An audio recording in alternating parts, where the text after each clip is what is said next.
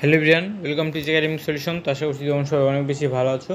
তো আজকের এই ভিডিওতে আমরা মূলত আলাপ করবো তোমরা যারা সপ্তম শ্রেণীর শিক্ষার্থী আছো, তোমাদের বার্ষিক পরীক্ষার যে সিলেবাসটা দেওয়া আছে, তো সেই বার্ষিক পরীক্ষায় তোমাদের সিলেবাসটা একটু কমানো হয়েছে। তো তোমাদের নতুন সিলেবাসে কী কী আছে এবং তোমাদের কোশ্চেন ধরনটা কীরকম হবে সেটা নিয়ে আজকে আলোচনা করা হবে। তো তোমরা যারা নতুন আছো এবং এখন যে চ্যানেলটিকে সাবস্ক্রাইব করে দ্রুত সাবস্ক্রাইব করে নাও।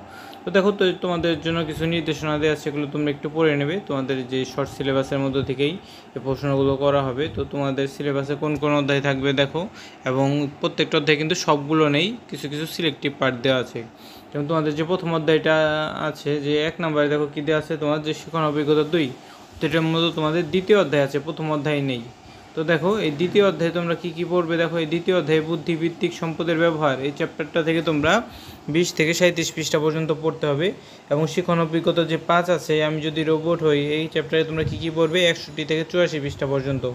এবং শিক্ষণ অভিজ্ঞতা যে 7 আছে, গ্রাহক সেবায় ডিজিটাল প্রযুক্তির ব্যবহার, এখানে তোমরা 97 থেকে 112 পৃষ্ঠা পর্যন্ত পড়বে। এবং অধ্যায় যে 8 আছে, যোগাযোগের নিয়ম, মানে এখান থেকে তোমরা 113 থেকে 128 পৃষ্ঠা পর্যন্ত পড়বে। এই ছিল মূলত তোমাদের সিলেবাস।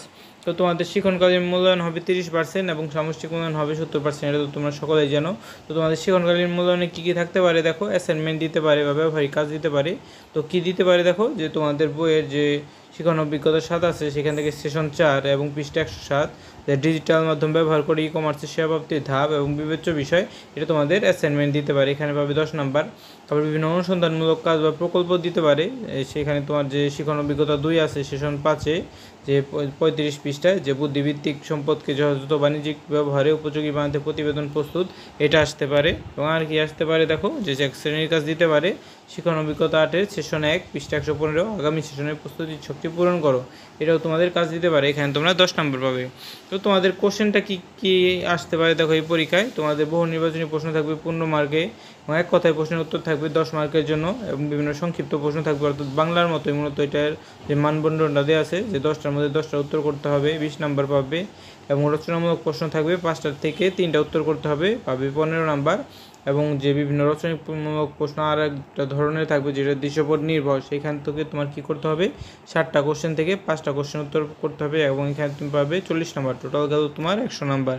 তো তোমাদের যে ডিজিটাল প্রযুক্তি পরীক্ষাটা মূলত এভাবেই হবে।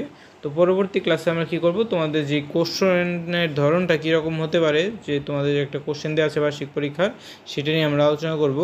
তো আজকে এ পর্যন্তই, আমরা একটু পরে একটা ভিডিও দেবো এই কোশ্চেন নিয়ে, আশা করছি তোমরা সেই ভিডিওটাও দেখে নেবে। তো সবাইকে ধন্যবাদ জেনে এখানেই শেষ করছি। এবং যে উপরে যে চ্যাপ্টারগুলো দেখতে পাচ্ছ, শুধু এই যে পৃষ্ঠা নাম্বার এত থেকে এত বললেই তোমাদের সিলেবাসটা কমপ্লিট হয়ে যাবে। তো সবাইকে ধন্যবাদ জেনে এখানেই শেষ করছি।